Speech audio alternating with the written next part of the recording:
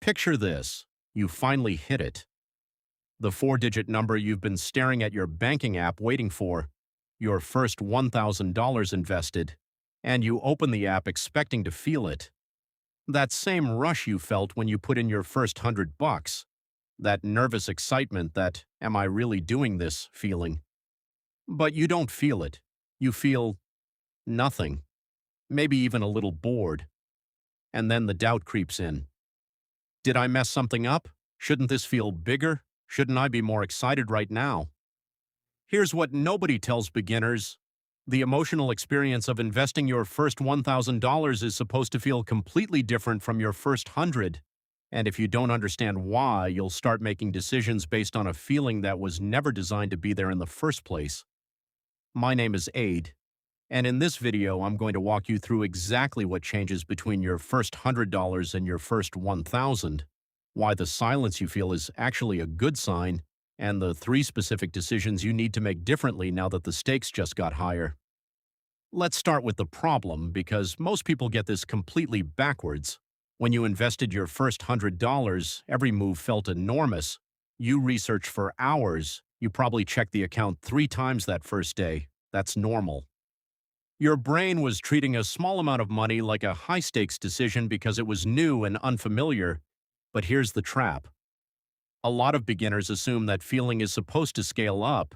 They think, if $100 gave me this much anxiety and excitement, 1,000 should give me 10 times that. So when the feeling doesn't show up, they assume something's wrong. They start checking the account obsessively, looking for some signal that this is real now. Some people even make impulsive trades just to manufacture that feeling again, because boredom feels like a problem they need to solve. That instinct is exactly backwards, and it's where a lot of people quietly sabotage what was actually a healthy working strategy. Here's the insight that changes everything. The goal of investing was never to keep that nervous excitement alive. The goal was to build a system stable enough that the excitement disappears. Boredom isn't a warning sign. Boredom is the entire point. Think about it this way. The first time you drove a car, every motion felt deliberate. Checking the mirror, signaling, watching your speed. By the time you've driven for a few months, you do all of that without thinking. You're not less safe. You're more skilled. The anxiety left because the system became automatic, not because something is wrong. Investing works the same way. The fact that your first $1,000 feels less emotional than your first 100 means the behavior is becoming a habit instead of an event. And habits are what actually build wealth over 20 years. Events don't. So if boredom isn't the problem, what should you actually be paying attention to now that you've crossed into 4 figures?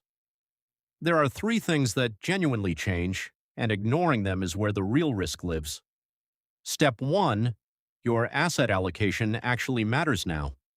At $100, it almost didn't matter what you picked. If you made a mistake, the dollar amount of that mistake was tiny. At $1,000, a poorly chosen fund with high fees or an overly concentrated position starts to cost you real money over time. This is the moment to actually open your portfolio and ask, am I diversified, or did I just pick whatever was easiest to click on 3 months ago? If you're sitting in a single stock or a single sector fund, this is the point where that decision needs a second look. Step 2, your risk tolerance needs to be tested honestly, not theoretically.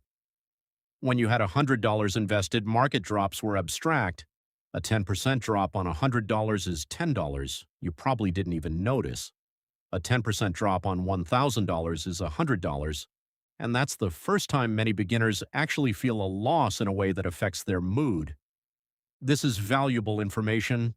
If a $100 drop makes you want to sell everything, that's not a character flaw, that's data.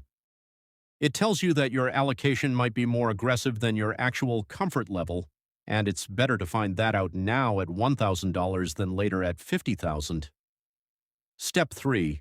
Your contribution habit needs to become non-negotiable. At $100, you were testing the waters.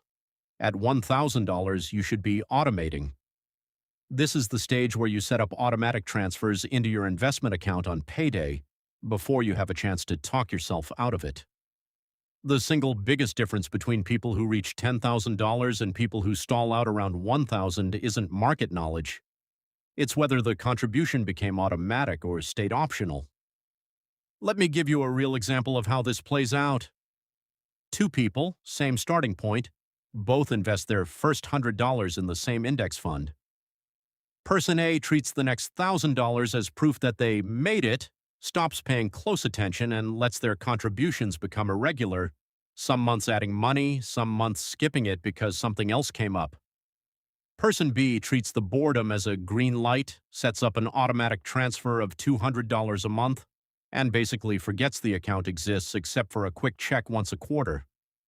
5 years later, assuming similar market conditions, Person B has contributed roughly $12,000 of their own money on top of growth, while Person A has contributed maybe half that, with gaps every few months. The difference wasn't intelligence, it wasn't even market timing. It was that one person turned a behavior into a system, and the other person kept treating it like a decision they had to consciously make every single month. That's the real lesson hiding inside the boredom of your first $1,000. So here's what I want you to do this week. Log into your account, not to check the balance, but to check 3 specific things. First, look at what you're actually invested in. Second, mentally simulate a 10% drop and notice your honest reaction. Third, set up an automatic recurring contribution, even if it's small. Your first $100 was about proving you could start. Your first $1,000 is about proving you can stay consistent. That shift is what separates people who build real wealth from people who only ever experience the beginning over and over again. If this helped, hit subscribe and turn on notifications for the next video. I'll see you in the next one.